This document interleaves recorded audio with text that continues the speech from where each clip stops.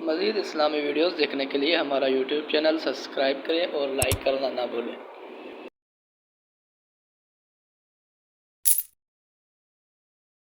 السلام علیکم ورحمۃ اللہ وبرکاتہ۔ تجوید القرآن آن لائن میں خوش آمدید کہتے ہیں۔ اعوذ باللہ من الشیطان الرجیم، بسم اللہ الرحمن الرحیم۔ قالوا سبحانک لا علم لنا الا ما علمتنا انک انت العلیم الحکیم، صدق اللہ العظیم۔ آج کی ویڈیو میں آپ کے سامنے دانتوں کا نقشہ اور بترتیب ان کے نام بتائے جائیں گے، جو آپ اچھے طریقے سے ذہن نشین کر لیجئے گا۔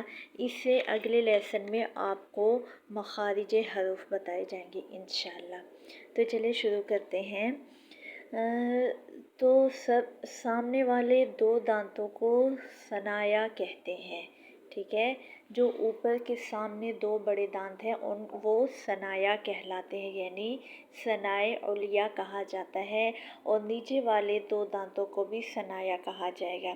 یہ آپ کو نظر آ رہا ہے کہ درمیان کے دو دانتوں کو ثنایا کہا جائے گا، اور ثنایا کے ساتھ والے دانت کو رباعی کہلایا جائے گا، اور رباعی کے ساتھ والا دانت انیاب کہلاتا ہے، اور انیاب کے ساتھ والا دانت جو ہے، یعنی یہاں سے داڑھیں شروع ہو جاتی ہیں، تو یہاں پر جو ہے یہ داڑھ جو ہے ضواحک کہلائے گی۔ اس سے آگے ضواحک کے آگے 3 داڑھیں آتی ہیں، تو ان تینوں داڑھوں کو ہم طواحن کا نام دیں گے۔ اس سے آگے جو آخری داڑھ ہے اس کو نواجذ کا نام دیا گیا ہے۔ تو اوپر نیچے 32 دانت ہے، جس میں سے 12 دانت ہیں اور 20 داڑھیں ہیں۔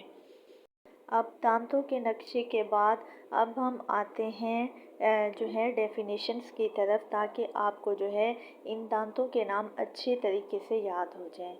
تو نمبر 1، سامنے اوپر نیچے 4 دانتوں کو ثنایا کہتے ہیں۔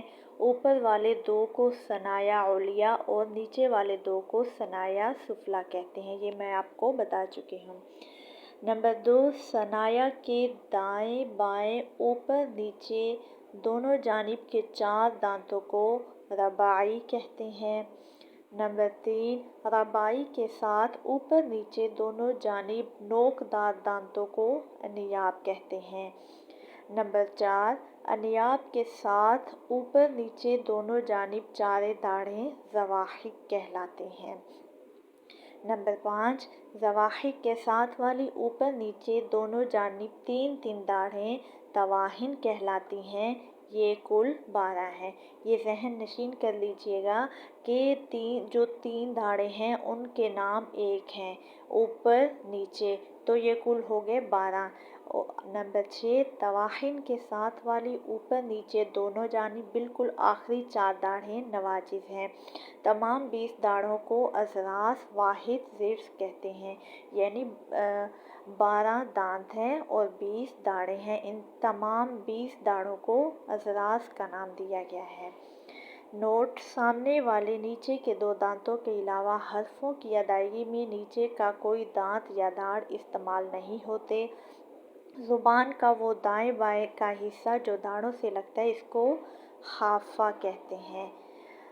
زبان کا گول کنارہ جو 12 دانتوں سے لگتا ہے طرفِ لسان کہلاتا ہے، اور بیچ والا حصہ جو تالو سے لگتا ہے شجرِ لسان کہلاتا ہے۔ زبان کی سامنے والی نوک جو ثنایا سے لگتی ہے اس کو راسِ لسان کہتے ہیں۔ حلق کی طرف تالو کے آخر میں نرم حصہ کو لحاظ کہتے ہیں۔